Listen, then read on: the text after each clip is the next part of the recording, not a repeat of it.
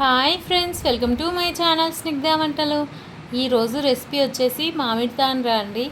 Summer అనగానే మనకు గుర్తుకొచ్చేది మామిడికాయలు, అలాగే ముంజకాయలు కదండి. ఈ సమ్మర్ స్పెషల్గా అయితే నేను మామిడి తాండ్ర చేశాను. చాలా బాగుంది, చాలా టేస్టీగా ఉంది. నేనైతే ఫస్ట్ టైం చేయడం, తినడం కూడా ఫస్ట్ టైం అండి. ఇప్పటివరకు ఎప్పుడు ఇలా మామిడి తాండ్ర చేయలేదు, తినలేదు. కానీ చాలా బాగా నచ్చింది మాకైతే. టేస్ట్ చాలా బాగుంది. నేను అసలు ఎక్స్పెక్ట్ చేయలేదండి ఇంత పర్ఫెక్ట్గా వస్తుందని. చాలా బాగా వచ్చిందండి. లేయర్గా చాలా బాగా వచ్చింది.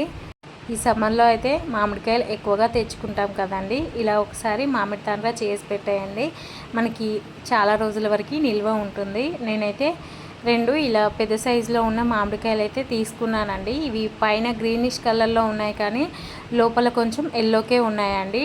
పుల్లగా కూడా ఏం లేవు, తీయగానే ఉన్నాయి. మనం పుల్లగా ఉంటే కొంచెం షుగర్ కానీ బెల్లం కానీ ఎక్కువ వేసుకుంటే సరిపోతుంది. ఇవైతే పండలేదండి, కొంచెం కచ్చగా ఉన్నాయి. వాటితోనే నేను చేసుకుంటున్నాను.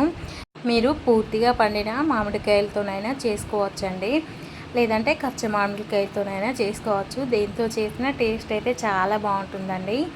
ఇప్పుడు మామిడికాయ ముక్కల్ని ఇలా చిన్నగా కట్ చేసి మిక్సర్ జార్లోకి అయితే వేసేసుకోవాలి. ఇందులో వాటర్ ఏమీ వేయనవసరం లేదండి. మనకి మామిడికాయ పండిపోయింది కాబట్టి మిక్సీ పట్టేసుకుంటే సరిపోతుంది.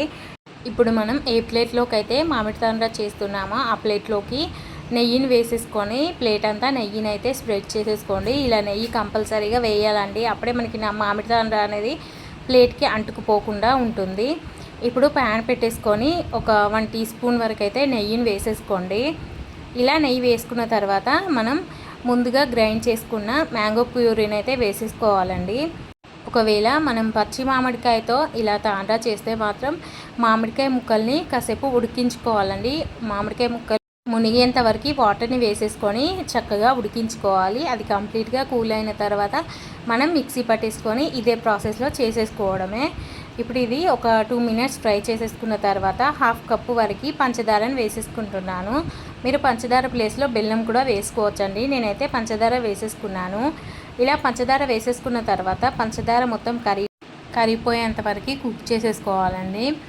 ఇలా కుక్ చేసుకున్న తర్వాత ఇప్పుడు ఇందులోనే చిటికెడంతా రెడ్ ఫుడ్ కలర్ని లేదా ఆరెంజ్ ఫుడ్ కలర్ని అయితే వేసేసుకుంటున్నాను. మీరు పూర్తిగా పండిన మామిడికాయలతో చేస్తే ఇలా ఫుడ్ కలర్ వేయని అవసరం లేదండి. నేను తీసుకున్న మామిడికాయలు పూర్తిగా పండలేదు కదండి, అందుకనే కొంచెం కలర్ వేసుకుంటున్నాను, చూడడానికి బాగుంటుందని. ఇలా ఫుడ్ కలర్ వేసుకున్న తర్వాత మొత్తం ఒకసారి కలిపేసుకోవాలి. ఇది మనకి ప్యాన్ నుండి కొంచెం సపరేట్ అయ్యేంత వరకు కుక్ చేసుకుంటే సరిపోతుందండి. మనకి మామిడి తాండ్ర అనేది రెడీ అయిపోయింది. ఇది ఇలా వేడిగా ఉన్నప్పుడే మనం ముందుగా నెయ్యి రాసి పెట్టుకున్న గిన్నెలోకి అయితే వేసేసుకోండి. ఇలా మామిడి తాండ్ర మొత్తం ఈ ప్లేట్లోకి అయితే వేసేసుకోవాలి. ఇలా ప్లేట్లోకి వేసేసుకున్న తర్వాత ప్లేట్కి అంతా స్ప్రెడ్ చేసేసుకోవాలండి. అంతా ఈవెన్గా అయితే మనం ప్లేట్కి స్ప్రెడ్ చేసేసుకోవాలి. మనం ప్లేట్కి నెయ్యి రాసేసుకున్నాం కాబట్టి మనకి ఈవెన్గా అంతా స్ప్రెడ్ అయిపోతుంది ఈ మామిడి తాండ్ర అనేది. ఇలా స్ప్రెడ్ చేసేసుకున్న తర్వాత 2 రోజుల పాటు ఎండలోకి అయితే పెట్టేసుకోండి. మనకి 2 రోజుల తర్వాత కంప్లీట్గా ఎండిపోయి ఉంటుంది, చక్కగా వస్తుందండి మామిడి తాండ్ర అనేది. చాలా బాగా వచ్చిందండి, చూడండి అచ్చం మనం బయట కొన్నట్టుగానే ఉంది. టేస్ట్ చాలా బాగుంది.